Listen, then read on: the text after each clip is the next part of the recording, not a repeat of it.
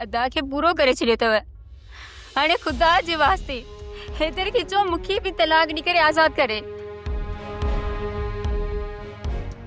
छोकरी फिलहाल तो पंहिंजे घर वञ, पंहिंजे माउ पीउ वटि। उनखे तुंहिंजी ज़रूरत आहे, उनखे अथत ॾे, तसली ॾे। वो ज़ैफ़िन तव्हां ई उन्हनि जो सहारो। घर वञ पंहिंजे ऐं कुझु दिलि जो भार हल्को कर। मां त घर वञा, पर मूंखे हितां वञण जी इजाज़त केरु ॾींदो? मूं ॾिनी तोखे इजाज़त, ॾिनमि तोखे इजाज़त, बसि न। जॾहिं मूं तोखे इजाज़त ॾिनी त सम्झ सॼे घर तोखे इजाज़त ॾिनी। केरु तोखे झलींदो? हा, मूं तोखे ॾिनी इजाज़त। पोइ मां वञा? हा।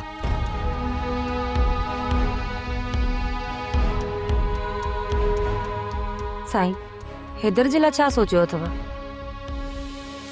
साईं, हैदर में जेकॾहिं ज़रो बि हींअर इंसानियत आहे त दीन वारनि जे घर वञे, उन्हनि खे आज़ियूं न्याज़ियूं करे उन्हनि खां माफ़ी वठे। जेकॾहिं उहो राज़ी थी था पवनि, हिनखे माफ़ कनि था, त अलाह बि हिनखे माफ़ कंदो। इहो ई हिनजे गुनाहनि जो कुफ़ारो आहे। पर जेकॾहिं उहो हुनखे माफ़ नथा कनि त पक ॼाणजांइ सुहिणा साईं, हैदर अहिड़ो त बुछड़ो थी निकिरंदो जो सॼी दुनिया ॾिसंदसि। ये जिंदगी कीअं गुज़ारबी? हर वक्त बचड़े जी याद थी अचे।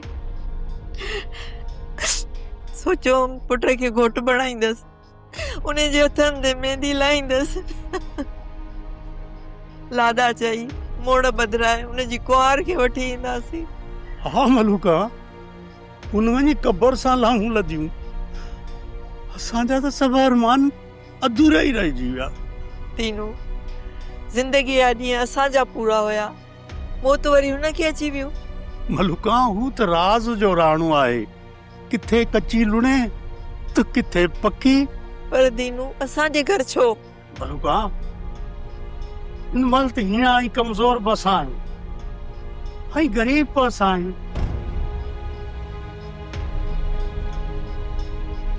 हो ॾिस, ॾुखनि मारी बि अचई पई।